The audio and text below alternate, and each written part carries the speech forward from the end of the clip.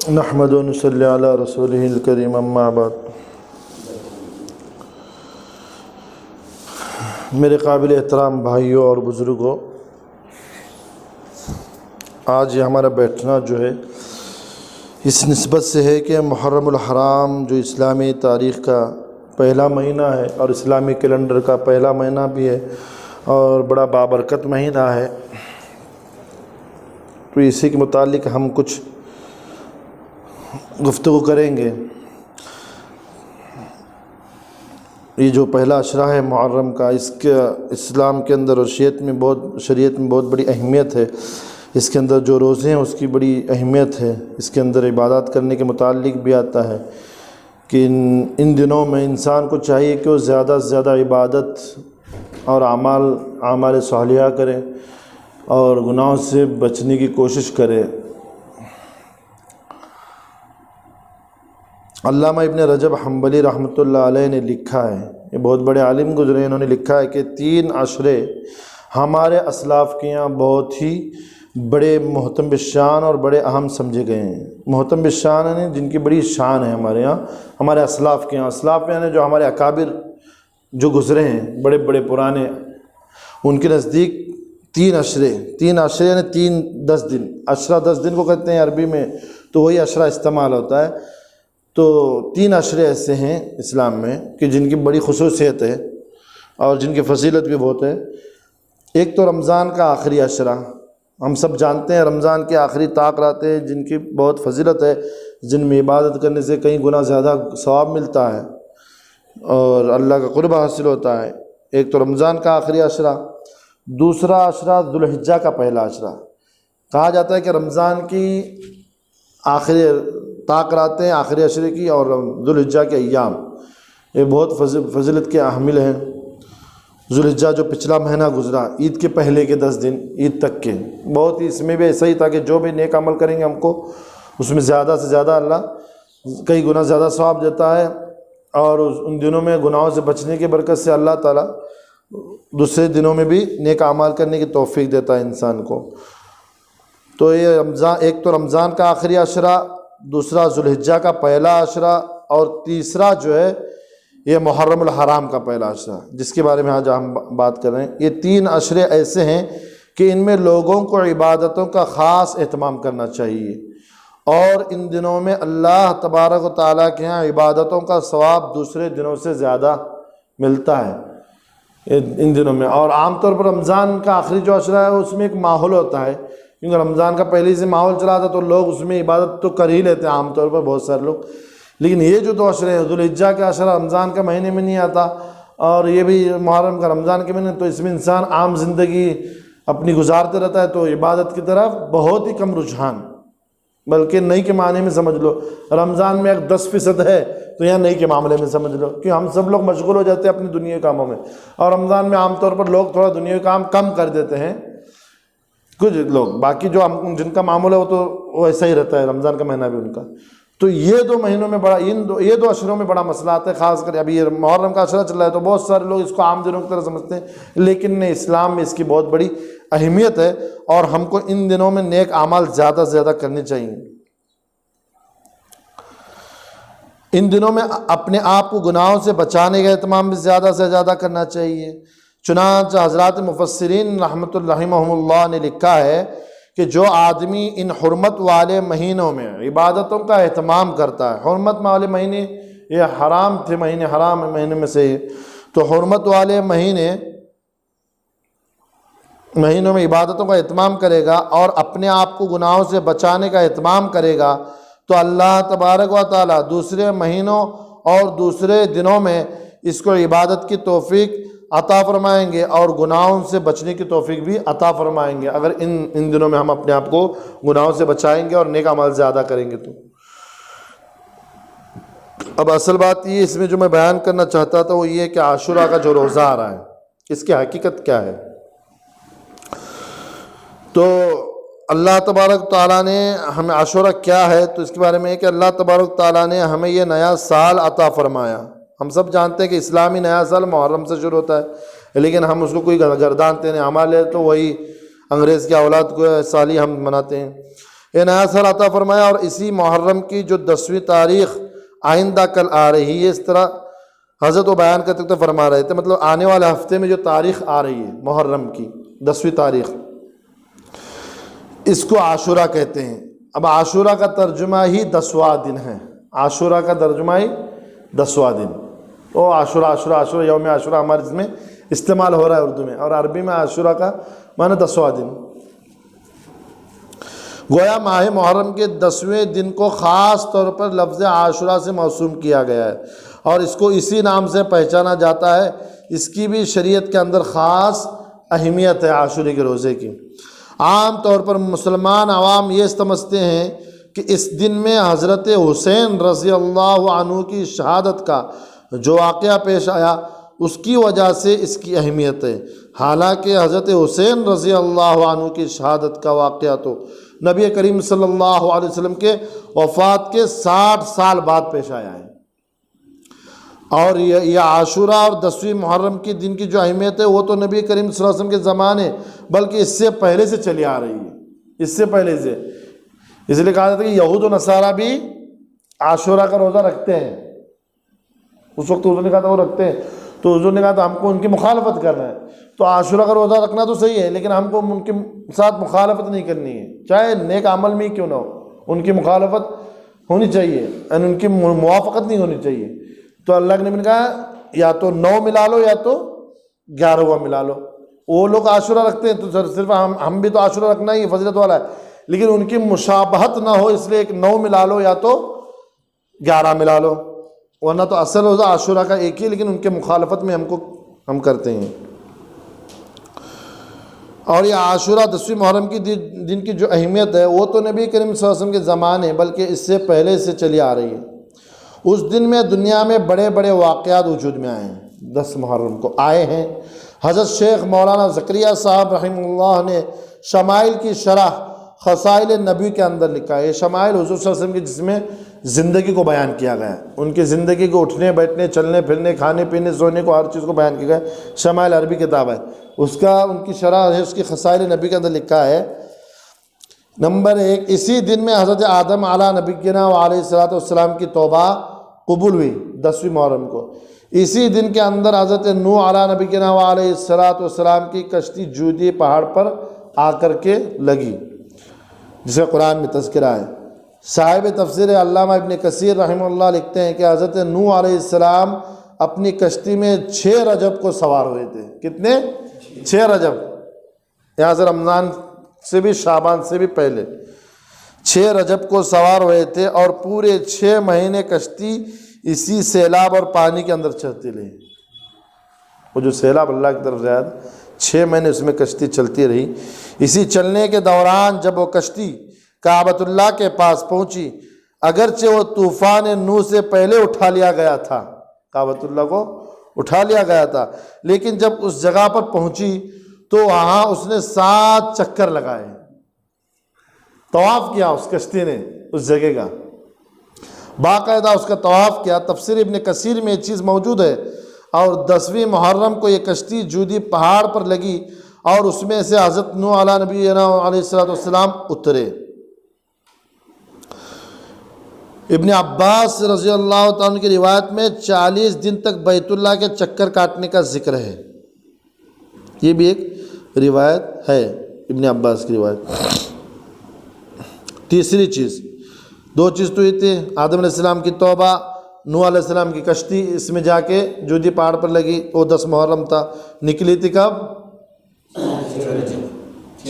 6 رجب کو یاد رکھنا چاہیے۔ نمبر 3، حضرت ابراہیم علیہ نبینا علیہ السلام کے پیدائش بھی اسی دن میں بتلائی جاتی ہے کتابوں میں۔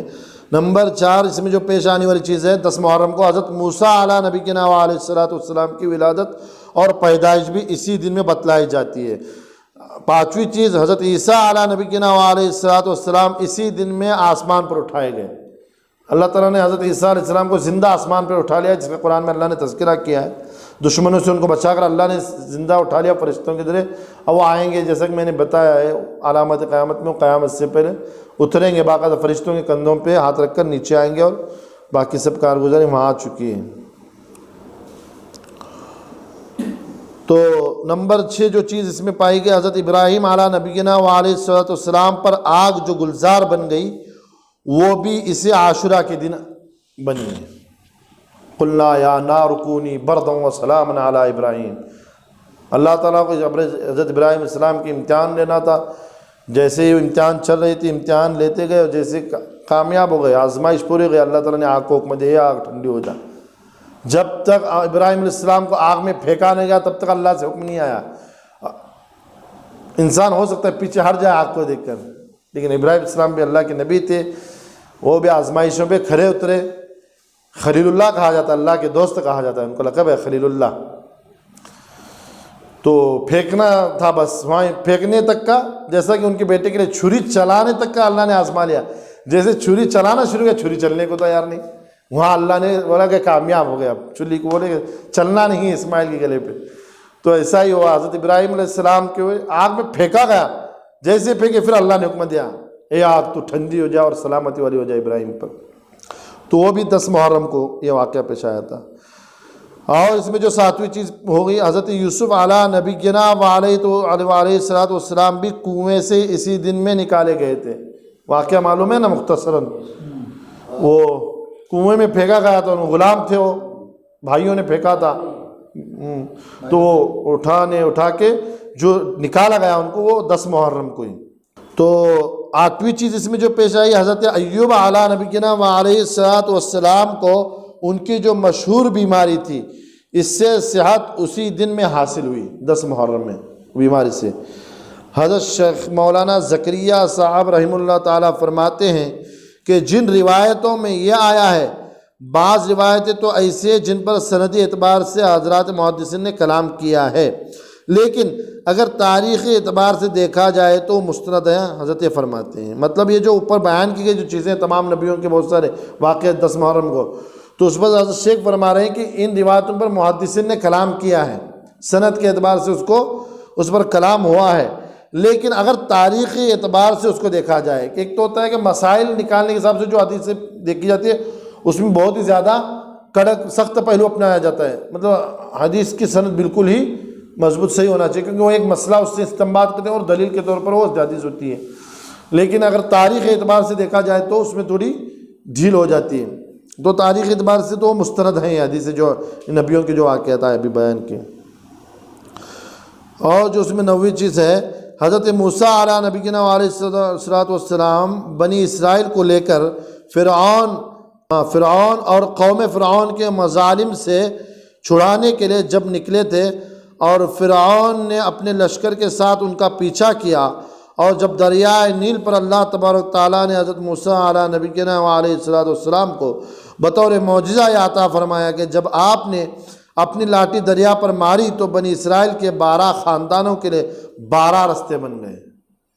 قرآن میں بھی پہلے پارے میں اس کا تذکرہ ہے، 16 پارے میں بھی غالباً۔ اللہ نے حضرت موسیٰ علیہ السلام کو حکم دیا مار دو، ان کی قوم بھی گھبرا گئی، اب ہم کیا کریں گے، اب ہم، کیونکہ پیچھے لشکر آ تھا سامنے دریا، تو موسیٰ علیہ السلام لا تحزن ان اللہ معنا، کہ اللہ ہمارے ساتھ ہے، گھبراؤ مت، ایسے کہا۔ پھر اللہ نے راستے نکال دی وہاں سے، دریا سے 12 راستے بن گئے، اور وہ ان سے گزر کر سامنے پہنچ گئے۔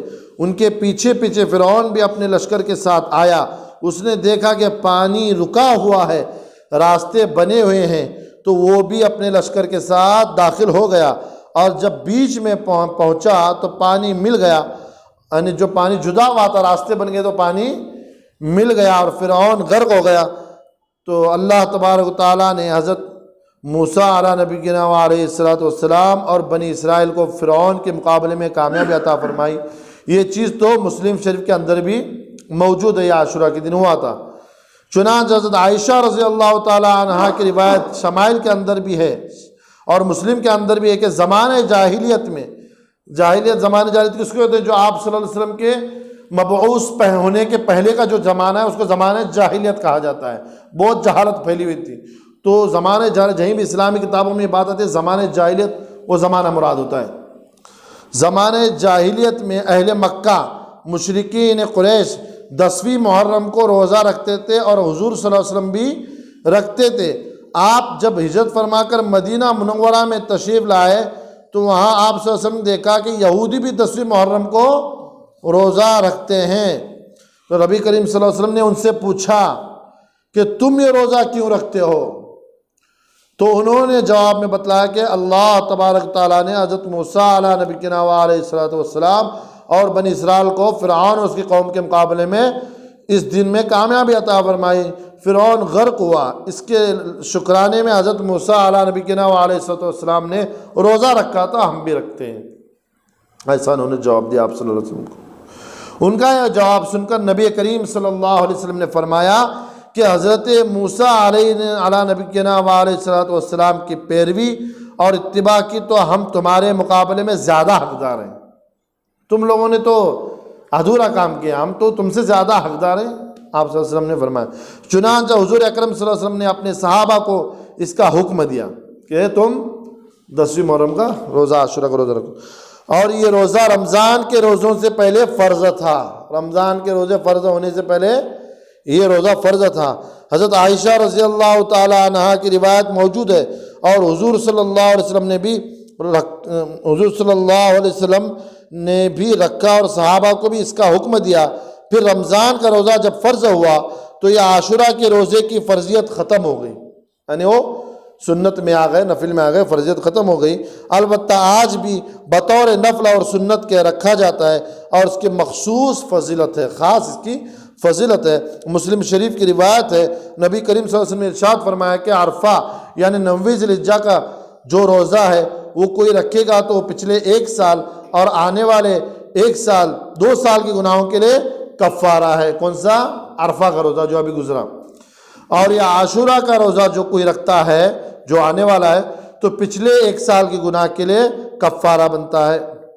چنانچہ ان روزوں کا اہتمام اسلاف کے اندر رہا ہے، یعنی اسلاف نے اکابر نے ہمارے اس کو رکھا ہے اہتمام کے ساتھ. خود نبی کریم صلی اللہ علیہ وسلم اس کی فرضیت ختم ہونے کے بعد بھی، یعنی جو فرض تھا اس کی فرضیت ختم ہونے کے بعد بھی روزہ رکھتے رہے. البتہ آخری سال کی جس میں آپ صلی اللہ علیہ وسلم کی وفات ہوئی اس سال بعض حضرات صحابہ نے نبی کریم صلی اللہ علیہ وسلم سے دریافت کیا شروع اسلام میں بعض ان چیزوں کے متعلق جن کے بارے میں اللہ تبارک تعالیٰ کی طرف سے کوئی کھلا ہوا صریح حکم نہیں آتا تھا تو نبی کریم صلی اللہ علیہ وسلم اہل کتاب کی موافقت کو پسند فرماتے تھے. اور یہ انداز اور یہ طریقہ اس لیے اختیار کیا گیا تھا کہ ان کو اسلام کی طرف مائل کیا جائے. بات سمجھ میں کہ ابتدائی اسلام میں نا جن چیزوں کے بارے میں صریح کھلم کھلا اللہ کی طرف سے جو کوئی حکم نہیں آیا ہو تو ان اعمال میں آپ صلی اللہ علیہ وسلم اہل کتاب کی مطابقت کرتے تھے، موافقت کرتے تھے. یعنی وہ لوگ کر رہے ہیں نا، نیک عمل ہے نا تو کر رہے ہیں، اللہ کا ابھی تک اس پر کوئی صریح حکم نہیں آیا اللہ تعالیٰ کو، تو صحیح عمل ہے تو ان کے مطابق میں رکھتے. تو اس کا ایک یہ تھا کہ وہ لوگ بھی اسلام کی طرف مائل ہو جائے کہ یہ لوگ بھی ہمارے جیسا روزہ رکھ رہے ہیں، ہمارے جیسا عمل کر رہے ہیں، چلو ہم بھی ہمارے یہ، تو انسان مائل ہو جاتا ہے ہم جیسا کرتے ویسے لوگ کر رہے کر کے. اور جب اس پر واضح حکم آ جاتا ہے اللہ تعالیٰ کو تو پھر نبی صلی اللہ علیہ وسلم اللہ کے حکم کے مطابق ہی کرتے اور صحابہ کو حکم فرماتے. لیکن جب یہودیوں نے عداوت میں، دشمنی میں انتہا کر دی اور باوجود ان کے سامنے حق واضح ہونے کے، حق واضح ہو گیا تھا ان کے سامنے، ایمان نہیں لائے بلکہ اسلام کی مخالفت کی اور نبی کریم صلی اللہ علیہ وسلم کی ایذا رسانی میں دن بدن آگے بڑھنے لگے. ان کو توقع لے تکلیف پہنچانے میں جتنا ہو سکے اتنے کوشش اور یہ کر دیتے، دن بدن آگے بڑھنے لگے. تو پھر یہ طرز عمل بدل گیا اور ان کی مخالفت کا رویہ اختیار کیا گیا. چنانچہ عبادات کے اندر بھی کوئی ایسا انداز اختیار کرنا جس میں ان کے ساتھ مشابہت لازم آتی ہو، شریعت اس کی اجازت نہیں دیتی. پہلے آپ صلی اللہ علیہ وسلم نے کیا کہا کہ جس پر کھلا ہوا حکم نہیں تھا اللہ کا تو ہم کیا کرتے تھے، اہل کتاب کے آپ صلی اللہ علیہ وسلم اس عمل میں ان کی موافقت کر لیتے تھے تاکہ وہ اسلام کی طرف مائل بھی ہو جائیں گے. لیکن نہیں، وہ تو دشمنی میں بڑھتے چلے گئے، بہت بڑھتے چلے گئے اور بہت تکلیفیں پہنچائیں، رکاوٹیں ڈالنے لگے. تو پھر انداز بدلا گیا، پھر ان کی مخالفت کرنا ہے ہم کو بھی. آپ صلی اللہ علیہ وسلم نے صاف کہا کہ بھائی ان کی مخالفت کرو صاحب. تو ان کی مخالفت میں جو بھی کام ہونا تو ان کے جیسا نہیں کرنا، نیک کام بھی ہو تو بھی ان کے جیسا نہیں، ان سے مخالفت کرنی ہی کرنی ہے. بلکہ صاف اس طرح ہو کہ چنانچہ عبادت کے اندر بھی کوئی ایسا انداز اختیار کرنا جس میں ان کے ساتھ مشابہت لازم آتی ہو. عبادت میں کوئی ایسا عمل کرنا جیسے ان کی ٹوپی سمجھو ہے کوئی ایک خاص قسم میں کی، اگر ہم ہمارے اسلام میں ٹوپی پہننا ہے اہمیت کے ساتھ اس لیے ان کی ٹوپی پہنیں گے تو نہیں. وہ ان کی پہچان بن گئی ہے تو ان کی ٹوپی پہننے کی اجازت ہم کو نہیں ہوگی. ایسا ایک مثال. تو ان کے ساتھ مشابہت لازم ہے تو شریعت اس کی اجازت نہیں دیتی. چنانچہ اسی تربیت کے نتیجے میں ایک مرتبہ حضرات صحابہ رضوان اللہ علیہم اجمعین میں سے کسی نے نبی کریم صلی اللہ علیہ وسلم سے عرض کیا، اے اللہ کے رسول، یہ 10ویں محرم کو تو یہودی بھی روزہ رکھتے ہیں اور ہم بھی رکھتے ہیں، تو گویا ان کے ساتھ ایک طرح کی مشابہت لازم آتی ہے، ان کے ساتھ ایک طرح کی مشابہت لازم آتی ہے. تو نبی کریم صلی اللہ علیہ وسلم نے جواب میں ارشاد فرمایا کہ اگر میں آئندہ سال زندہ رہا تو 9ویں کا بھی روزہ رکھوں گا. یعنی وہ شاید روزہ ہو گیا ہوگا، وہ ایام گزرنے کے بعد روزے کے، پھر انہوں نے آپ صلی اللہ علیہ وسلم سے پوچھا ہوگا تو آپ صلی اللہ علیہ وسلم نے یہ جواب دیا کہ آئندہ سال میں زندہ رہا تو میں 9ویں کا روزہ بھی رکھوں گا، کیونکہ یہودی لوگ 10ویں کا رکھتے تو ہم کو بھی صرف 10ویں کا نہیں رکھنا ہے، یا تو 9ویں یا تو 10ویں یا تو 11ویں ملانا. اور مسند احمد کی روایت میں یہ بھی ہے کہ تم اکیلے 10ویں محرم کا نہیں بلکہ اس سے ایک دن پہلے یا ایک دن بعد کا بھی روزہ رکھو تاکہ ان کے ساتھ مشابہت لازم نہ آئے. آپ صلی اللہ علیہ وسلم کو آئندہ سال روزہ رکھنے کی نوبت ہی نہیں آئی، اسی لیے علماء لکھتے ہیں کہ اکیلے 10ویں محرم کا روزہ خلاف اولا ہے، مکروہ تنزیہی ہے. حضور صلی اللہ علیہ وسلم نے اپنی خواہش کا اظہار فرمایا تھا، اس کے پیش نظر چاہیے کہ ہم اس کے ساتھ ایک اور دن کا روزہ ملائیں. آپ صلی اللہ علیہ وسلم نے خواہش ظاہر کی تھی، اب زندگی ان کے آگے باقی نہ رہی تو ہم کو ان کی خواہش کا لحاظ اور احترام کرتے ہوئے ہم کو ایک روزہ ملا لینا چاہیے. ایسا نہیں کریں گے تو مکروہ تنزیہ والا عمل ہو جائے گا. البتہ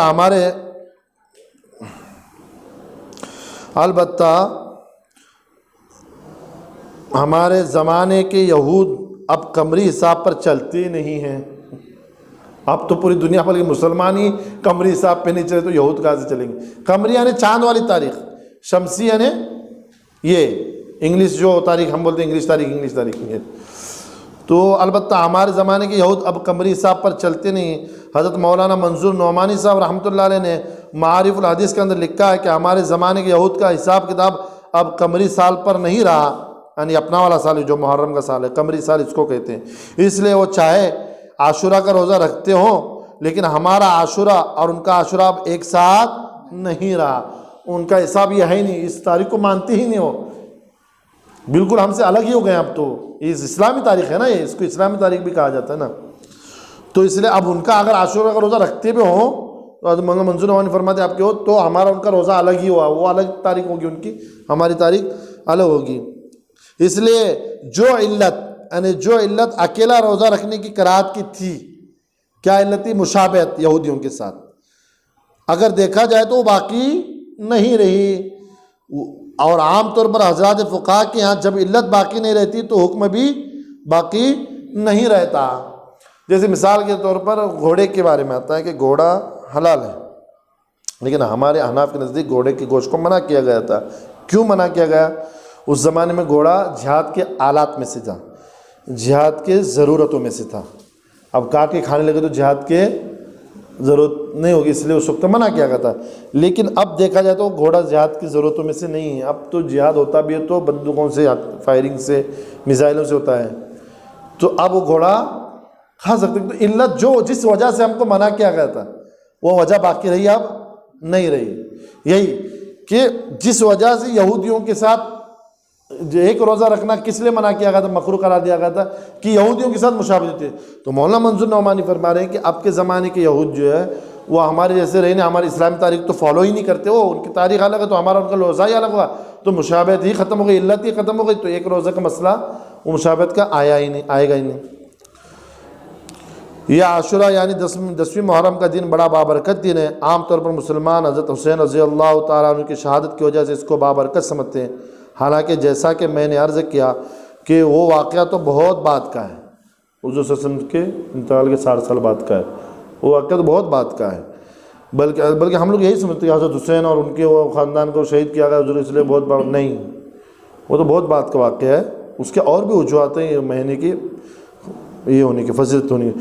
وہ واقعہ تو بہت بعد کا ہے، بلکہ ان کو اللہ تبارک تعالیٰ نے شہادت کی سعادت کا شرف اس دن میں عطا فرمایا. یہ ان کی فضیلت کی بات ہے. یعنی حضرت حسین کو 10 محرم کو شہادت ملنا یہ ان کی فضیلت کی بات بن گئی، ان کے لیے فضیلت بن گئی. یعنی جیسے رمضان میں موت آنا فضیلت کی بات ہے نا، تو حضرت حسین کی اس دن شہادت ہوئی، اس لیے 10ویں دن اہمیت رکھتی ہے، ایسا نہیں ہے۔ اہمیت جیسے اوپر بھی واقعات نبیوں کے آپ نے اہمیت 10 محرم کی پہلے سے اہمیت ہے اس کی اللہ کے نزدیک، بلکہ فضیلت والا مہینہ ہے وہ، فضیلت والا مہینہ، اس مہینے میں وہ فضیلت والا دن، اس دن میں اللہ نے ان کو شہادت دی، وہ ان کی سعادت کی بات ہے، حضرت حسین کی سعادت کی بات ہے،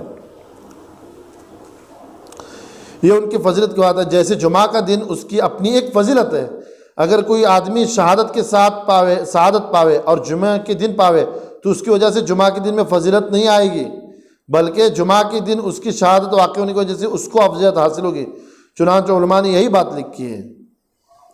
اور بہت سے لوگ حضرت حسین رضی اللہ عنہ کی شہادت کے اس واقعے کی وجہ سے ان علاقوں میں جہاں شیعوں کا اثر و رسوخ ہے، شیعہ لوگوں کا جن کا زیادہ دبدبہ ہے، ان کی دیکھا دیکھی نعوذ باللہ اس دن کو منحوس بھی سمجھتے ہیں، حالانکہ کوئی دن اور کوئی رات منحوس نہیں ہے۔ اللہ تبارک و تعالیٰ نے سب دن اور سب راتیں اور تمام اوقات بابرکت ہی بنائے ہیں، بلکہ بعض اوقات کو بعض اوقات پر فضیلت کے اعتبار سے فضیلت دی گئی ہے، اس لیے منحوس والا عقیدہ غلط ہے۔ اس لیے ضروری ہے کہ ہم اپنے عقیدوں کو درست کریں۔ وہ غم منانا حضرت حسین کا واقعہ، چلو وہ لوگ ڈھول تاشا مناتے ہیں، بجا کے غم مناتے ہیں، وہ غلط ہے، ہم کو غم منانا چاہیے نہیں، چلیے ایسا نہیں ہے۔ بعض لوگ اس محرم کے مہینے میں شادی بیاہ نہیں کرتے، ابھی بھی نہیں کرتے، ابھی بھی پرسوں کا واقعہ ہے، محرم آ رہا ہے اس لیے جلدی نمٹا کے لیتے، بلکہ وہ لوگ عید کے بعد ہی نکاح نمٹا لیا، محرم کا مہینے میں نہیں کرنا چاہیے، وہ سب جہالت کی رسمیں ختم ہو گئی۔ بعض لوگ اس محرم کے مہینے میں شادی بیاہ نہیں کرتے، حالانکہ نبی کریم صلی اللہ علیہ وسلم کا نکاح ام المومنین حضرت خدیجۃ الکبریٰ رضی اللہ عنہا کے ساتھ اسی مہینے میں ہوا ہے۔ اور کیا دلیل چاہیے ہم کو اس کی بابرکت ہونے کی؟ بلکہ اب تو اس کی اہتمام کے ساتھ محرم میں نکاح ہونا چاہیے، وہ برکت حاصل کرنے کے، اللہ کے نبی کا نکاح ہوا اس لیے ہم کو ان سے مشابہت اس عمل میں مل جائے، اس لیے حضرت علی رضی اللہ عنہ کا نکاح حضرت فاطمہ رضی اللہ عنہ کے ساتھ اسی مہینے میں ہوا، حالانکہ ان دونوں نکاح سے بڑھ کر بابرکت نکاح کوئی ہو ہی نہیں سکتا، ہم سب کا ایمان ہے اس بات پر۔ یہی وجہ ہے کہ ہمارے ہاں جب کوئی نکاح پڑھانے والا کوئی نکاح پڑھاتا ہے اور دعا کرتا ہے تو کہتا ہے اللہم الف بینہما کما الفت بین علی و فاطمہ، یعنی یہ دعا مانگا جاتی ہے نکاح کے وقت کہ اللہ تو محبت ڈال دے ان دونوں جوڑوں میں، قاضی دعا مانگتے ہیں جیسا کہ تو نے علی اور فاطمہ میں محبت رکھ دی، یعنی کہنے مقصود یہ کہ محرم کے مہینے میں ان کا نکاح ہوا ہے، تو لوگ سمجھتے ویسا اگر یہ منحوس مہینہ تھا، حرام مہینہ تھا تو ان کی شادی میں بے برکتی ہونی چاہیے تھی، تو بلکہ ان کی شادی میں اتنی برکت ہوئی کہ ان کی محبت کی مثال دی جاتی ہے، بلکہ اللہ کے سامنے ان کی محبت پیش کی جائے، اللہ ایسی محبت ان جوڑوں میں ڈال دے۔ وہاں تو یہ دعا اور آگے بھی ہے کہ اللہ کما الفت بین سیدنا محمد صلی اللہ علیہ وسلم و خدیجۃ الکبریٰ، اور جیسا کہ تو نے محبت ڈالی تھی حضرت محمد صلی اللہ علیہ وسلم اور حضرت خدیجہ رضی اللہ عنہ کے بیچ میں، اور یہ دونوں جوڑوں کی نکاحیں محرم میں ہوئی ہیں، تو پھر کتنا بابرکت نکاح ہے کہ ان کی مثال محبت دی جا رہی ہے کہ محبت باقی ہے تو نکاح میں برکت، یہی سب سے بڑا، یعنی کسی جوڑے میں محبت باقی رہنا یہ سب سے بڑی علامت ہے وہ نکاح کے بابرکت ہونے کی، سب سے بڑی علامت ہے، چین و سکون محبت کی زندگی تو نکاح بابرکت ہے، ان کی نکاح میں برکت ہے۔ تو یہ تو محرم کا ایسا نہیں کچھ، کسی بھی چیز میں نحوست کا عقیدہ یہ شرک خفی ہے، کسی بھی چیز میں نحوست ہے سمجھنا یہ ایک طرح کا شرک ہے، الو گبر صبح صبح گھر پہ آ کے بیٹھا تو غلط ہے، شاید ایسا نہیں بیٹھنا چاہیے، ایسا لوگ بولتے ہیں، یہ سب بکواس ہے۔ حضرت حکیم الامت نور اللہ مرقدہ، حضرت حکیم الامت یعنی مولانا اشرف علی تھانوی نور اللہ مرقدہ نے بہشت زیور میں باقاعدہ لکھا ہے کہ اس لیے کہ اللہ تعالیٰ کے علاوہ کسی بھی چیز میں یہ طاقت نہیں ہے کہ وہ کسی چیز کو متبرک یا منحوس بنائے۔ بہرحال بہت سے لوگ اس مہینے میں نکاح کو اپنی دکانوں کے افتتاح کو یا کسی تجارتی سفر کو روک دیتے ہیں، جو مہینے میں یعنی خوشی کا کام نہیں کرتے، جو غیروں کا اور کافروں مشرک کا عقیدہ ہے جو غلط ہے۔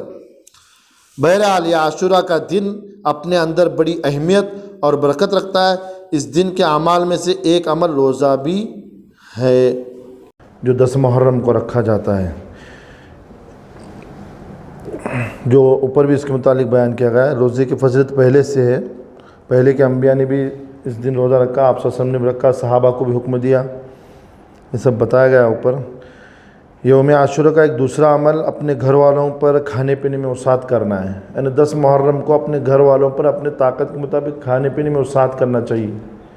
اس دن کچھ اچھا کھلائے، کچھ الگ سے کھلائیں گھر پہ اپنے گھر والوں پہ۔ ایک دوسرا عمل بحقی کی روایت میں ہے، نبی کریم صلی اللہ علیہ وسلم نے ارشاد فرمایا، من وسع علی اہلہ یوم عاشورہ وسع اللہ علی اہلہ طول سنت، او کما قال علیہ الصلوۃ والسلام، کہ جو آدمی اس دن اپنے گھر والوں پر کھانے پینے میں وسعت کرے گا، اللہ تبارک و تعالیٰ سال بھر اس کی روزی میں وسعت فرمائیں گے۔ یہ فضیلت اس کی، جو بھی شخص اس 10 روزے کو 10 محرم کو عاشورہ کے دن اپنے گھر والوں پہ وسعت کرے گا، اللہ تعالیٰ سال بھر اس کی روزی میں برکت دے گا۔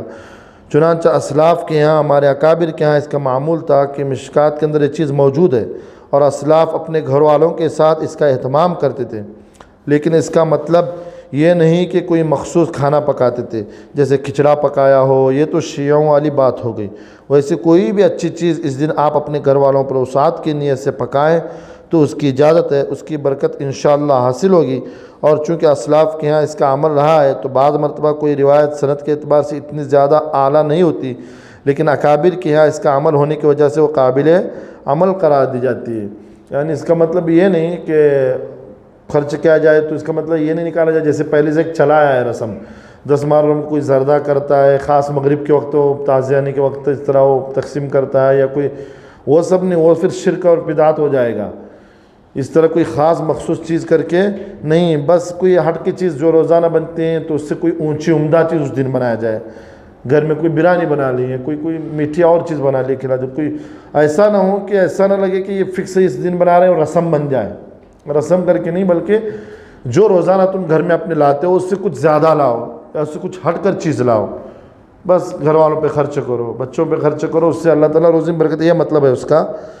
اور یہ ہمارے اکابر بھی کرتے آئے ہیں، ورنہ تو فکس سے بنائیں گے ملیدہ، زردہ یا کھچڑا، تو رسم بن جائے گی، جس طرح کہ اس دن رسم بھی کرتے ہیں وہ شیعہ لوگ جو ہے، گمراہ فرقہ ہے وہ شیعہ کا، تو وہ لوگ رسم کرتے ہیں جو کہ جائز نہیں اور بدعت ہے اور شرک ہے، تو وہ سب نہیں کرنا ہے اس دن۔ ہمارا اکابر بھی حدیث کی وجہ سے کرتے تھے، اور بعض مرتبہ حدیث کی صنعت میں کچھ کمزوری بھی ہو تب بھی، لیکن اکابر سے وہ عمل چلا آ رہا ہو تو وہ ہمارے لیے عمل کرنے کے لیے کافی ہو جاتا ہے۔ وہی فرما رہے کہ چونکہ اکابر یہاں اس کا عمل رہا ہے تو بعض مرتبہ کوئی روایت صنعت کے اعتبار سے اتنی زیادہ اعلیٰ نہیں ہوتی، یعنی اس کی صنعت اتنی اونچی نہیں ہوتی روایت کی، لیکن اکابر کے یہاں اس کا عمل ہونے کی وجہ سے وہ قابل عمل قرار دی جاتی ہے، کہ برابر وہ اکابر اس دن وہ عمل کرتے آ رہے ہیں، تو مطلب یہ اس کے لیے مضبوطی کی یہ ہو جاتی ہے، سپورٹ ہو جاتی ہے اس روایت کو، ان کا عمل۔ البتہ اس موقع پر یعنی اس موقع پر حضرت شیخ رحمہ اللہ تعالیٰ نے ایک اشکال پیش کیا ہے، ایک اشکال کے معنی ہے ایک سوال پیش کیا، ایک اعتراض پیش کیا ہے، اعتراض کہ ایک طرف تو یہ ہے کہ اس دن میں آدمی اپنے گھر والوں کے لیے وسعت کرے کھانے میں، یعنی وسعت کے معنی کشادہ کے آتے ہیں، وسعت کرنے زیادہ کھلائے، زیادہ لائے، کچھ ہٹ کر لائے، اور دوسری طرف یہ ہے کہ اس دن میں روزہ رکھنا چاہیے، تو پھر وسعت پر عمل کیسے ہوگا؟ اس دن روزہ بھی ہے جو بڑی فضیلت رکھتا ہے، تو روزہ بھی رکھنا ہے، تو روزہ رکھیں گے تو کہہ رہے ہیں کہ پھر وسعت کیسے ہوئی؟ دن بھر منہ بند رہے گا تو کھلائیں گے کیسے گھر والوں کو؟ یہ اعتراض پیدا ہو رہا ہے۔ تو حضرت شیخ زکریا رحمۃ اللہ علیہ، فضائل اعمال جو مسجدوں میں پڑھی جاتی ہے نا تعلیم میں، اس کے لکھنے والے بہت بڑے بزرگ محدث گزرے ہیں، تو حضرت شیخ زکریا رحمۃ اللہ نے اعتراض پیش کیا، اور دوسری طرف یہ کہ اس دن میں روزہ رکھنا چاہیے، تو وسعت پر عمل کیسے ہوگا؟ تو حضرت شیخ یونس صاحب دامت برکاتہم نے اس کا جواب بھی دیا ہے کہ بھائی یہاں وسعت سے مراد اس کے اسباب ہیں کہ کھانا پکانے کا اہتمام ہو تو دن میں ہو، بھلے آپ روزدار ہونے کی وجہ سے کھا نہیں سکیں گے، کھائیں گے تو مغرب یا عشاء کے بعد، لیکن سارا انتظام آپ نے دن میں کیا ہے تو اس کی وہ فضیلت حاصل ہو جائے گی۔ خیر یہ تو اس سلسلے میں اہل علم کی بحثیں ہیں، مطلب یہ سوال جواب اعتراض اس کا لئے علم لوگ کرتے ہیں، اللہ والے لوگ کرتے ہیں، علم والے۔ ہم کو سوچنے ضرورت نہیں کہ بھائی اس کا مراد وسعت کے معنی کہ اس دن اچھے سے اچھے کھانے بنائے جائے اور روزہ بھی رکھا جائے اور شام میں وہ کھلایا جائے، وہ اس دن کا ہی ثواب حاصل ہوگا۔ ایسا ہوتا ہے، دماغ میں آ سکتا ہے کہ اس دن وسعت کرنے میں، لیکن روزہ ہے تو اور مغرب جیسی ہو گئی 10 محرم کی تو وہ دن ختم ہو گیا شریعت کے حساب سے، تو پھر وہ فضیلت کہاں سے ملی؟ 10 دن 10ویں دن کو فضیلت ملنے والی کہ وہ ساتھ اپنے گھر والوں پر خرچ کرنا ہے 10ویں دن. اب مغرب کے وقت 10واں دن ختم ہو گیا تو روزہ چھوڑنے کے وقت، تو پھر وہ اس وقت کا مطلب اس وقت خرچہ کرنا ہوگا کیا؟ تو ایسا کچھ نہیں ہے، بس وہی کہ روزہ رکھنا ہے اور وہ سب تیاری کرنا ہے، اس پر ثواب ملے گا. اچھا سے اچھے کھانے لانا ہے گھر میں، اپنے گھر والوں کو کھلانا ہے، افطاری کے وقت کھائیں گے سب مل کر، اس پر ثواب ملے گا. مستقل کوئی وہ رسم کرنے کی ضرورت نہیں جو لوگ کرتے ہیں. اور یہ 10 دن میں ایک بہت ہی غلط عمل جو ہوتا ہے وہ تعزیہ وغیرہ کا اہتمام کرنا ہے. تعزیہ تو جانتے ہوں گے آپ لوگ، اردو میں اس کو تعزیہ کہتے ہیں. وہی محرم کے جو پیر بٹاتے ہیں، وہ بہت گناہ کبیرہ ہے، بہت سخت گناہ ہے اسلام میں اس میں، کیونکہ وہ مذاق ہے. حضرت عائشہ، حضرت فاطمہ رضی اللہ تعالیٰ عنہ، حضرت حسن، حضرت حسین رضی اللہ تعالیٰ عنہم، یہ خاندان اہل بیت ہے، بڑا اونچا خاندان ہے، حضور صلی اللہ علیہ وسلم کا خاندان ہے. ان لوگوں کا مذاق ہے. وہ لوگ بولتے ہیں کہ ہم ان کے غم میں بنا رہے ہیں اور ان کے پتلے بنائے جا رہے ہیں، تو ایک طرح کا مذاق ہے. کیا اس طرح کے ہوتے تھے وہ لوگ کہ اس طرح کھڑا کر دیا کوئی بھی؟ بلکہ ہمارے اکابر کہتے ہیں کہ اس کی طرف دیکھنا بھی گناہ ہے. غلطی سے ایک بار نگاہ پڑ گئی بات الگ ہے، ہم باقاعدہ شوق سے وہ لوگ کیا کر رہے ہیں یا کھڑے رہ کے راستے کنارے دیکھ رہے ہیں، یا غلط ہے ہمارے لیے، کیونکہ وہ کام ہی غلط ہو رہا ہے، تو اس کو دیکھنا بھی غلط ہو جائے گا. بالکل وہاں ٹھہرنا نہیں چاہیے، وہاں جانا نہیں چاہیے اس جگہ پہ، بلکہ اس جگہ سے بچے، کیونکہ ایسی جگہوں پر تو اللہ کی لعنت برستی رہتی ہے. ہاں، فرشتوں کی لعنت برستی ہے، تو ایسی جگہوں پہ ہم کو جانا بھی نہیں چاہیے. احتیاط کرنا چاہیے، اپنے بچوں کو نہیں بھیجنا چاہیے. بچے چھوٹے تھے، نہ سمجھے تو وہ جاتے تھے، لیکن ان کو تاکید کر کے سمجھا کر پیار محبت سے ان کو اس جگہوں سے ہٹائے دور، پہلے سے رکھا جائے بچوں کو، تاکہ ان چیزوں کی نفرت پیدا ہو جائے. بہت غلط چیز ہے. کوئی اپنی ماں بیٹیوں کی اس طرح تعزیہ کرتا ہے مرنے کے بعد، یہ میری ماں ہے، یہ میری بہن ہے، یہ میرا بھائی تھا، اس کو غم میں کھڑا کیا، ویسا کوئی نہیں کرتا. پھر یہ کہاں سے اس طرح غم آیا؟ ایسا کوئی غم نہیں ہے، یہ غلط ہے. حالانکہ تعزیہ کا سلسلہ سن 352 ہجری میں بنو بویا جو مصر کے اندر حکومت کرتے تھے اور شیعہ خاندان سے تعلق تھا ان کا، مصر میں حکومت، انہوں نے شیعوں کو حکم دیا تھا کہ 10ویں محرم کے روز سب کالے کپڑے پہنے.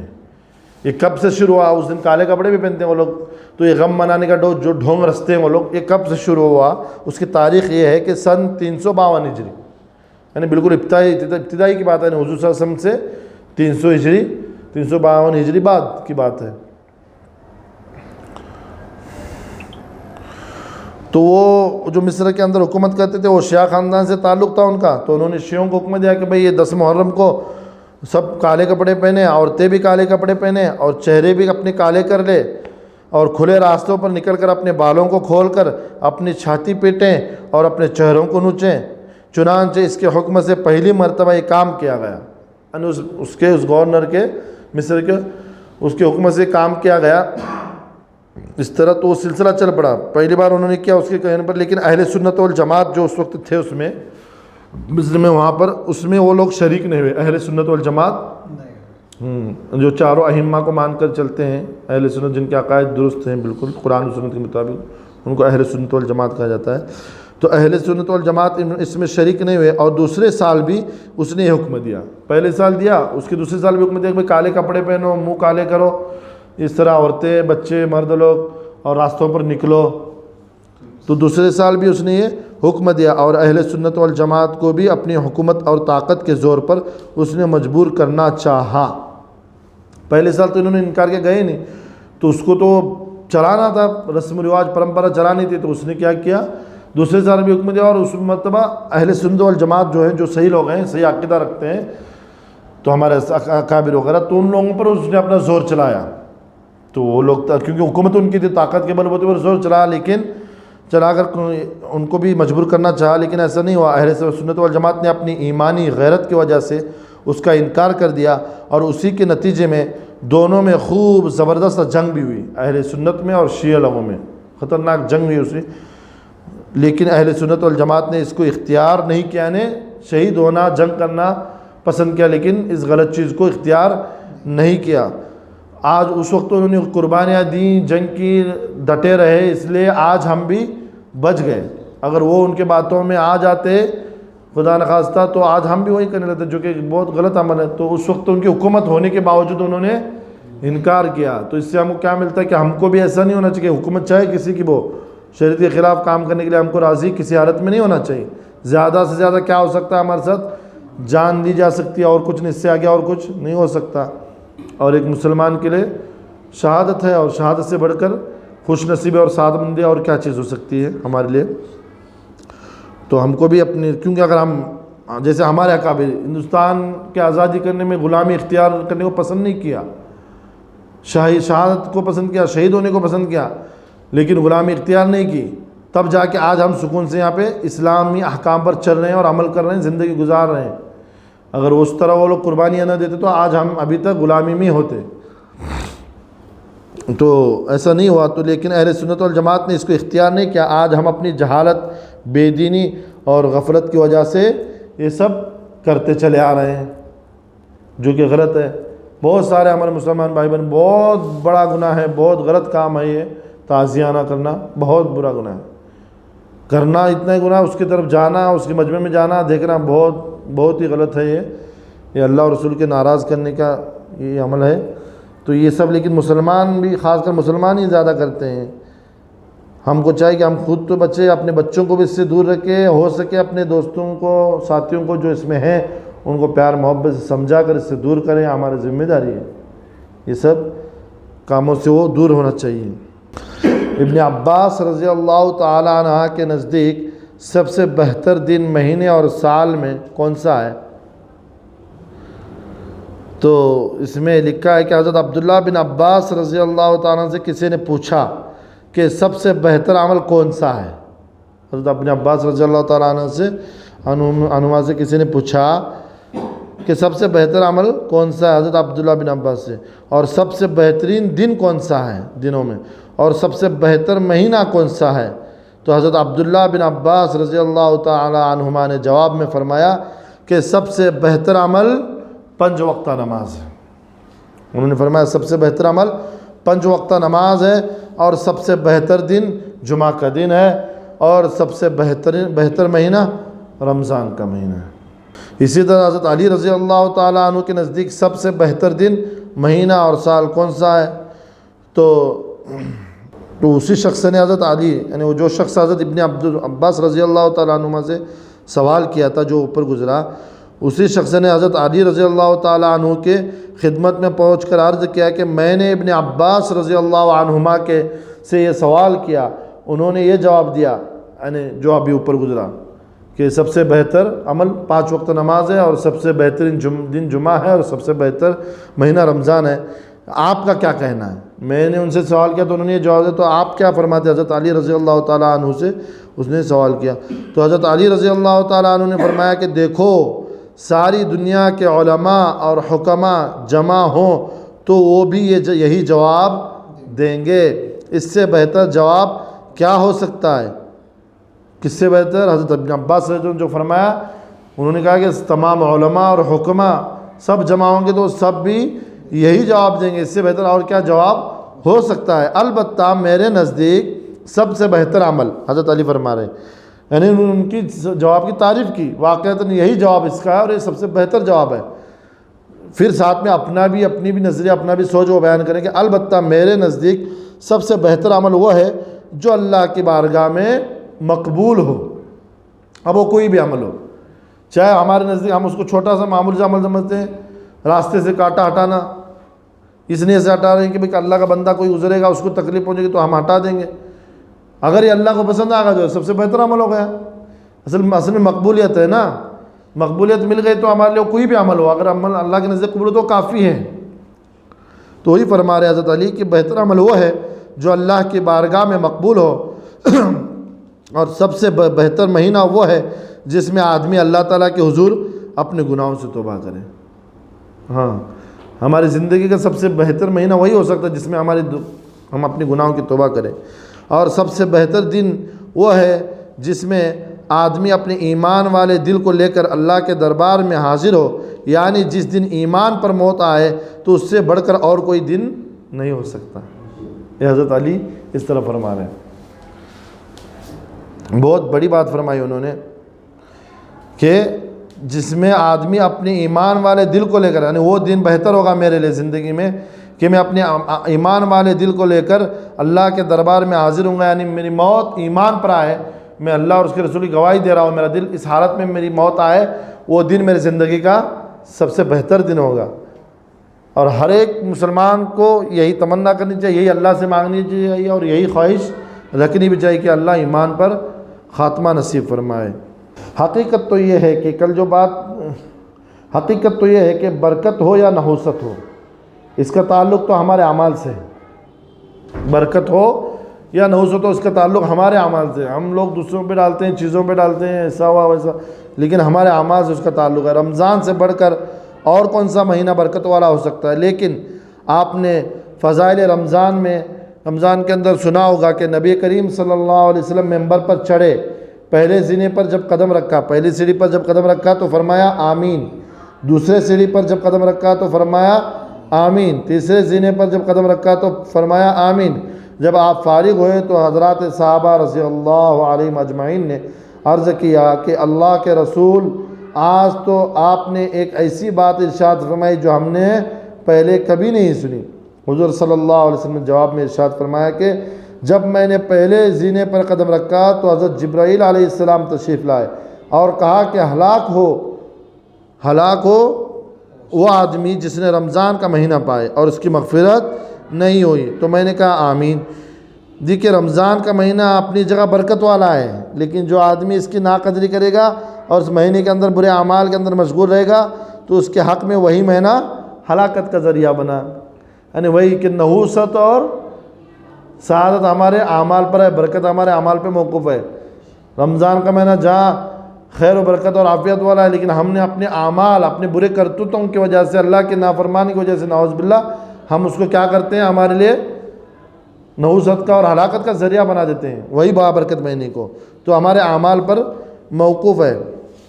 لیکن جو آدمی اس کی ناقدری کرے گا، اس مہینے کے اندر برے اعمال کے اندر مشغول رہے گا تو اس کے حق میں وہی مہینہ ہلاکت کا ذریعہ بنا، حضور صلی اللہ علیہ وسلم کی بد دعا کا ذریعہ بنا، حضرت جبرائیل علیہ السلام کی بد دعا کا ذریعہ بنا۔ اس لیے بھائی حقیقت تو یہی ہے کہ یہ برکت اور نحوست سارا ہمارے اعمال کے ساتھ جڑا ہوا ہے۔ اچھے اعمال کا اہتمام کرے تو کوئی بھی مہینہ ہوگا وہ ہمارے لیے برکت والا ہی ہوگا، اس لیے اچھے اعمال کا اہتمام کرنا چاہیے۔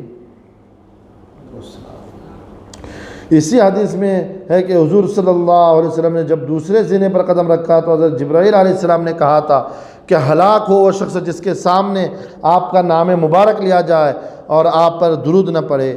اور جب تیسرے زینے پر قدم رکھا تو حضرت جبرائیل علیہ السلام نے کہا تھا کہ ہلاک ہو وہ شخص جو اپنے ماں باپ دونوں کو یا کسی ایک کو بڑھاپے کی حالت میں پائے اور ان کی خدمت کر کے جنت نہ کمائے۔ ماں باپ سے بڑھ کر اور نعمت کیا ہو سکتی ہے؟ کتنی بڑی چیز ہے۔ اور درود شریف کا تو ہم لوگوں کو اس کو کچھ اہمیت ہی نہیں، حالانکہ اس سے نہ حضور صلی اللہ علیہ وسلم کے فضیلت میں کچھ کمی آئے گی نہ کچھ زیادتی ہوگی ہمارے درود پڑھنے سے، بلکہ درود پڑھنے سے ہمارا ہی فائدہ ہے۔ اس سے بہت سارے فوائد علماء نے بیان کیے، دنیا و آخرت کے بہت فوائد درود کے اندر بیان کیے، اس لیے ہم کو چاہیے کہ کثرت سے درود پڑھا کریں۔ ایک تو نام لے وہ تو پڑھنا ہے، لیکن نام کے علاوہ ایک معمول بنا کر دن کے اندر ہم لوگ پڑھ سکتے ہیں، کام کرتے کرتے پڑھ سکتے ہیں، آفس میں بیٹھے بیٹھے پڑھ سکتے ہیں، ہر جگہ پڑھ سکتے ہیں۔ تو ہم کو چاہیے کہ درود کا کثرت سے عمل رکھیں، اس کو ٹیلی کریں، یہاں تک کہ وہ لاکھوں میں کروڑوں میں ہو جائے تو خود انسان کو اللہ تعالیٰ ایسے وہ ایک حکمت اور فضیلت اور برکت عطا فرماتا ہے، اس کی زندگی بدل جاتی ہے۔ میں نے کتاب میں پڑھا تھا، اس میں ایک بزرگ کے بارے میں، تو انہوں نے یہی کہا تھا کہ میں نے پڑھتا گیا، میں باقاعدہ اس کا ایک گنتی ایک عادت میں پڑھتا گیا، لاکھ میں ہوا، پھر میں خود اپنی زندگی میں اپنے اندرونی کیفیت میں، ظاہری کیفیت میں تبدیلی دیکھتا گیا۔ جب میں 1 کروڑ مرتبہ پڑھا تو اللہ تعالیٰ مجھے بہت سارا علم سے نوازا، ان کو اللہ تعالیٰ نے ان کو بہت سارے علم سے نوازا، ان کے اندر روحانی کیفیت ان کی پوری تغیر آ گئی، اس میں دل کی کیفیت میں تبدیلی آ گئی، ظاہر میں تبدیلی آ گئی۔ یہ سب حالانکہ وہ کسی کتابوں کے عالم نہیں تھے، کوئی مدرسے میں پڑھے ہوئے نہیں تھے، لیکن علامہ کہلانے لگے۔ اس کی وجہ یہی تھی کہ انہوں نے درود شریف کو کثرت سے پڑھا، مستقل اس کا نظام بنا کر ایک گنتی کر کے پڑھا تھا۔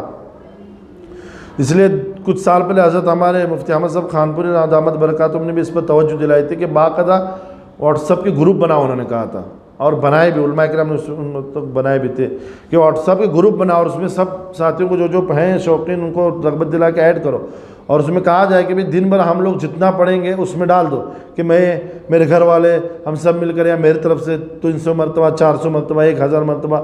اس سے کیا ہوگا؟ ایک تو ترغیب آئے گی پڑھنے کی، انسان کو جذبہ پیدا ہوگا، اور ایک دوسرے کی دیکھا دیکھی. جیسے ایک ساتھی ہے اپنے گروپ میں ڈال دیا، اس نے 5000 مرتبہ میں نے دن میں پڑھا ہے، تو میرا دل بھی کہے گا، اپنے آپ پر میں افسوس بھی ظاہر کروں کہ میں بھی پڑھ سکتا تھا، چلو میں کل پڑھوں گا، کل میں کم سے کم 3000 تو پڑھوں گا. ایسا ہوگا انشاءاللہ، اور ہوتا بھی ہے. تو ہم کو چاہیے کہ ایک گروپ بنا لیا جائے، اس کا نام رکھا جائے درود کے نسبت سے، اور اس میں ساتھی کو ایڈ کر دیں، اور اس میں روزانہ ساتھی رات میں سونے سے پہلے اپنا اپنا گنتی ڈال دیں. اس میں گنتی محفوظ بھی رہے گی، پھر ایک وقت تک ہم کو پتہ بھی چلے گا، اپنا سب نکال کے دیکھیں ڈاٹا تو میں نے کتنے ہزار مرتبہ پڑھا ہے. اور اس کی وجہ سے زندگی میں جو تبدیلی آئیں گی، گھروں میں جو پریشانیاں ہیں وہ دور ہو جائیں گے، وہ خود ہم اپنے آنکھوں سے دیکھیں گے. اس لیے درود کا اہتمام ہم کو کرنا چاہیے. اللہ کا حکم قرآن کے اندر بھی ہے، ان اللہ و ملائکتہ یصلون علی النبی یا ایھا الذین آمنوا صلوا علیہ وسلم تسلیما، وہ حکم ہے. پھر اس کے بعد جو ماں باپ کا تیسری آمین میں کہا کہ وہ شخص جو ماں باپ میں سے دونوں کو پائے یا کسی ایک کو پائے اور اپنے آپ کو کی مغفرت نہ کر پائے ان کی خدمت کر کے. یہ بھی بڑا مدعا بن گیا آج کا ماں باپ کی نافرمانی. اللہ ہماری حفاظت فرمائے. بہت خطرناک وعید میں ہے، کیونکہ قرآن نے صاف کہا ہے وَلَا تَقُلْ لَهُمَا اف. اف بولتے نا، اف تک مت کہے، تو میرے سامنے آواز ہی مت نکال. تو اللہ نے کہا کہ وَلَا تَقُلْ لَهُمَا اف، ان دونوں کے سامنے اف تک مت کہو. اف بھی کہنے کی اجازت نہیں. صرف اور صرف ماں باپ ایسی بات کا حکم کر رہے ہوں جو شریعت کے خلاف ہو، تم وہاں ان کا انکار کر سکتے ہیں. ورنہ تو ہم کو دنیاوی معاملے میں بھی کسی معاملے میں بھی ان کے سامنے زبان درازی کی بات دوسری اف تک بھی کہنے کی اجازت نہیں. وَلَا تَقُلْ لَهُمَا اُفٍّ وَلَا تَنْهَرْهُمَا، ان کو جھڑکو بھی مت. وَقُلْ لَهُمَا قَوْلًا كَرِيمًا، ان سے نرم انداز میں بات کرو، جھک کر ایک شریف شخص کی طرح نرم انداز میں ادب کے ساتھ بات کرنا چاہیے. قرآن کہتا ہے، اللہ کے نبی نے بھی فرمایا ان کے بارے میں. تو ہم کو اس کو بہت زیادہ خیال رکھنا چاہیے. جھڑکنے کی بھی اجازت نہیں، جبکہ آج کل ماں باپ کے ساتھ ایسا رویہ نہیں ہے. یہ ایک وجہ یہ بھی ہمارے یہاں پریشانی مصیبتیں آنے کی. تو بول رہے ہیں کہ اپنے اعمال سے ہم اپنے آپ کو، یہ سب زمانہ ہمارے لیے نحوست بن جاتا ہے. زمانہ نحوست نہیں ہے، یعنی اپنے اعمال کی وجہ سے ہم نے اپنی زندگی کو اس طرح بنا لیا ہے یا بنا لیتا ہے انسان اپنے اعمال کی وجہ سے. اس لیے ہم کو چاہیے کہ ان باتوں پر عمل کریں.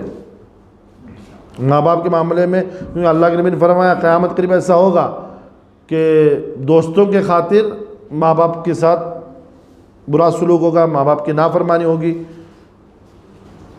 دوستوں کے خاطر. اور یہ بھی آیا کہ حدیث میں کہ بیویوں کی اولاد بیویوں کے غلام بن جائے گی، بیویوں کے غلام بن جائیں گے اور اپنے ماں باپ کے سامنے کھڑے رہ کر زور سے بات کریں گے، آنکھوں میں آنکھیں نکال کر بات کریں گے.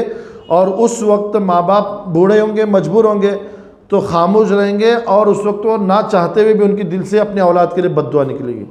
حالانکہ ہم لوگ کہتے ہیں نا کہ ماں باپ کی منہ سے بد دعا، ماں باپ اپنے اولاد کے لیے کچھ بھی ہو جائے بد دعا نہیں کرتے، لیکن حدیث کے الفاظ ہے، ترمذی کی حدیث ہے غالباً، کہ وہ خاموش رہ جائیں گے مجبوری میں. جب اولاد ان کے سامنے آنکھوں میں آنکھیں نکال کر بات کرے گی تب نہ چاہتے ہوئے اس درد دل کے ساتھ ماں باپ کے دل سے بد دعا نکلے گی اپنے اولاد کے لیے. کون ایسا بدبخت ہو سکتا ہے جو اپنے ماں باپ کی بد دعا اس کو ملے؟ ہے کوئی نہیں ہے ایسا. تو ہم کو ان معاملوں میں خیال رکھنا چاہیے اپنے ماں باپ کا، خاص کر آج کل کے نوجوانوں کو اس کا خیال رکھنا چاہیے. ماں باپ کو پریشان نہیں کرنا چاہیے کسی معاملے میں. کوئی بھی معاملہ ہو ان کو نرمی سے بتائے، نرمی سے سمجھائے، پیار محبت سے ان کے سامنے عاجزی سے ادب کے ساتھ درخواست کرے. لیکن ان کے ساتھ جھڑکنا یا ان کو ہم دیکھ لینا کہ بھئی میرے ماں باپ کے سامنے میں یہ بات رکھ دوں گا تو مجبور ہو جائیں گے، یا تو میں گھر چھوڑ کے چلا جاؤں مجبور ہو جائیں گے، تو وہ مجبوری کے خاطر میری بات مان لیں گے. اس طرح آج کل کی اولاد، آج کل کے لوگ ماں باپ کی مجبوری دیکھتے ہیں، ان کی کیا مجبوری ہے اس معاملے میں، تو وہاں پہ ان کو پکڑو. تو ایسا غلط ہے، ان کی مجبوری کا استعمال نہیں کرنا چاہیے، غلط استعمال. ماں باپ آخر اپنے اولاد کی محبت میں مجبور ہو جاتے ہیں، تو ان کو اس طرح اولاد کی بات کو ماننی پڑتی ہے، جو کہ اولاد کے حق میں نقصان دہ ہوتی ہے ہمارے حق میں. لیکن ہم لوگ اس بات کو سمجھتے نہیں. ان کی خدمت کی جائے، روزانہ سونے سے پہلے ان کے پاس جائیں، ان کو پوچھیں، بیٹھیں ان کے پاس، ان کے پیر دبائیں. ہوتا کیا ہے، ماں باپ بولتے نہیں کہ پیر دبا بیٹا کر، کیونکہ بیٹا بھی بڑا ہوتا ہے، بعض میں تو بیوی بچے والا بھی ہوتا ہے، وہ اس کو کہتے نہیں، لیکن وہ اپنے کو سمجھنا چاہیے. ہم جا کے خود سے بیٹھیں اور دبائیں، اور اس وقت تو وہ کچھ کہیں گے نہیں، لیکن وہ بستر پہ ہوں گے، تھکے ہوں گے، اس وقت ہم ان کی خدمت کریں گے، ان کے پیر دبائیں گے. اس وقت اندر سے جو ان کا دل خوش ہوگا، اور اس وقت ان کے دلوں میں جو دل سے جو دعائیں نکلیں گی اولاد کے لیے، وہ ہمارے حق میں بہت ہی نافع ہوگی، بہت ہی ہمارے لیے مفید ہوگی، بہت دل سے دعائیں نکلے گی ان کی، کیونکہ ان کو سکون ملے گا۔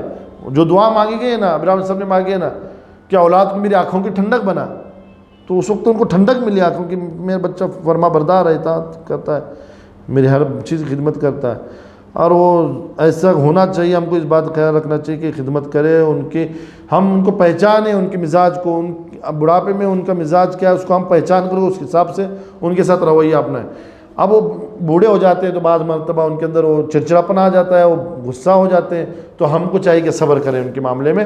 بوڑھے ہیں، ہم بھی جب بوڑھے ہوں گے نا تو ہم بھی ایسا ہی کریں گے۔ اگر ہم ان کے ساتھ صحیح رویہ نہیں اپنائیں گے تو ہماری اولاد ہم کو تو وہ گھر میں تو ہوں گے، ہماری اولاد ہم کو گھر سے باہر نکال دے گا، ایسا زمانہ آ رہا ہے، ابھی ہو بھی رہا ہے بعض جگہ، گھر میں بھی ٹھہرنے نہیں دے گی، بلکہ ہم مجبور اور بوڑھے ہو جائیں گے تو اٹھا کے گاڑی میں بٹھا کے اور جا کے وہ اناتھ آشرم میں چھوڑ دیں گے، وہ لوگ سنبھالیں گے۔ ایسی بھی حالت ہو رہی ہے ابھی اور ہوگی بھی آگے۔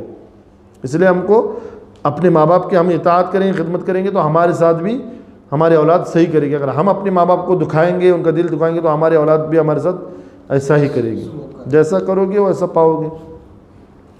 اللہ تعالیٰ ہم کو عمل کرنے کی توفیق عطا فرمائے، اور یہ مبارک مہینے اور مبارک ایام جو چل رہے ہیں اس میں زیادہ سے زیادہ نیک اعمال کرنے اور گناہوں سے بچنے کی توفیق عطا فرمائے۔ اللہ تعالیٰ ہمارے اعمال کو، نیک اعمال کو قبول فرمائے۔ وآخر دعوانا الحمدللہ رب العالمین۔